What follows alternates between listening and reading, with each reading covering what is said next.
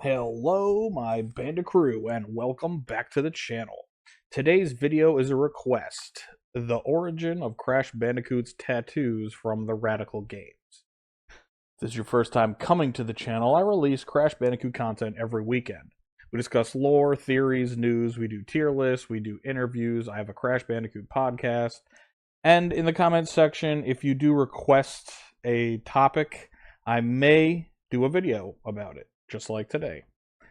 So if any of that sounds interesting to you, maybe consider subscribing to the channel.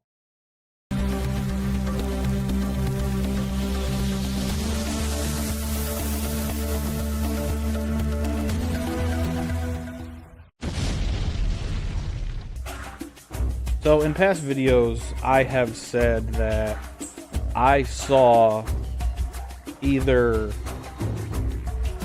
concept art or a video of Crash getting his tattoos. And I think that was a false memory, because no matter where I've searched on my hard drive, I cannot come up with said video of Crash getting the tattoos. I did, however, find some concept art, just like the image you're looking at right now with Crash with green pants in the background. That is concept art from Crash of the Titans. So this video, I'm going to be showing the concept art that I do have, and I'm going to be reading a little blurb from an interview, and it's going to explain the tattoos. So as the concept art goes, we've got an Aku Aku-like structure with Mojo coming out of it. The storyboard, or the cinematic that I said I saw back in the day, was as follows. Crash walked up to Aku Aku.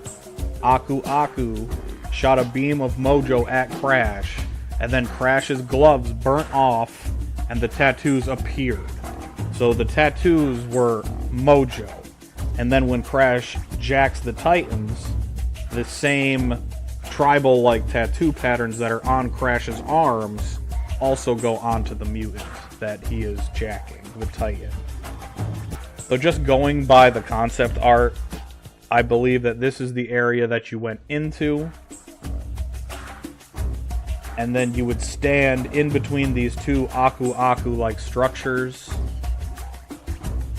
And this is the concept art that I remember from back in the day. Like, this is what I think I was talking about.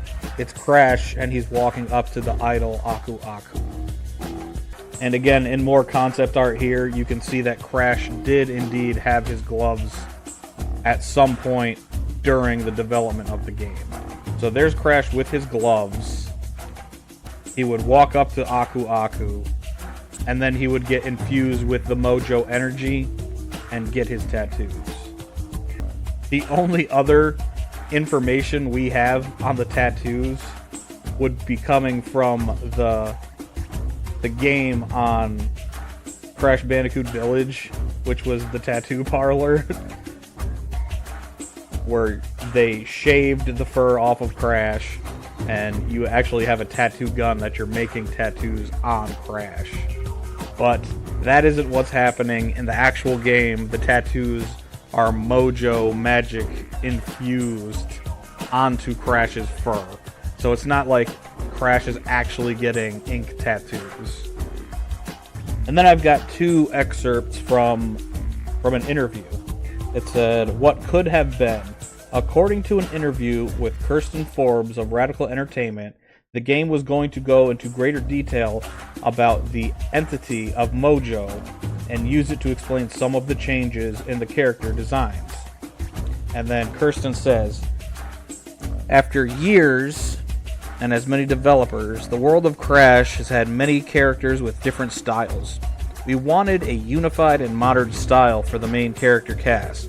A long time ago, in 2007, punk was very strong among the new generation of kids. The Crash universe needed a change of destination. However, these changes weren't just due to the commercialism of the game. Tiny was one of the first Cortex experiments with Mojo. This experiment turned Tiny into a smarter mutant with a different look." And now this is the important part. The tribal tattoo it says in, it should say on. On Crash's arms are the result of contact between our hero and Mojo. This information was supposed to be present in the game, but due to short time available, these scenes were not in the original game. So, the concept art that we have of Crash walking up to Aku Aku with his gloves still intact, the Aku Aku looking structures with all the Mojo pouring out of his mouth, plus this interview, I think that I had made a false memory of seeing the actual gloves burning off and the tattoos appearing. And then this is just another excerpt. Before time constraints got in the way, Word of God stated that the game also originally intended to have a backstory concerning Mojo and how it affected some of the characters. Jeez, I'm stumbling. Sorry, guys. And how it affected some of the new character depictions. Tiny's design and intellect upgrade would be due to being experimented on by Mojo, while Crash's tattoos fabricated from interacting with it. So the tattoos are 100% Mojo. There's no way around it. Even if it was cut from the game, that is what they are. It's Mojo. So the same way that Tiny went from being a Tasmanian tiger, he got infused with a Mojo experiment to make him a hybrid-like character. So how you have like Shellephant, which is a crab and an elephant, or how you have Rhino Roller, which is a rhino and an armadillo. Tiny was going to be confirmed to be a Bengal tiger and a Tasmanian tiger hybrid. And that was a Mojo experiment. So once the Mojo wore off, it's assumed that Tiny just went back to his original state as a Tasmanian tiger. And the same could be said for Crash Bandicoot. Once Crash started interacting with Mojo and jacking all the Titans and stuff, either A, it just wore off and his tattoos disappeared, and then he just went back to his normal glove-like state in Crash on the Run and every future installment, or B, he asked Aku Aku to remove the Titan jacking ability, so the tattoos left that way. So everyone, I hope you were entertained and educated on Crash Bandicoot's tattoos.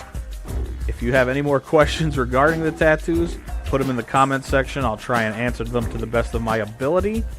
And I hope you enjoyed the video, and we'll see you in the next one. Have a great night. Take care.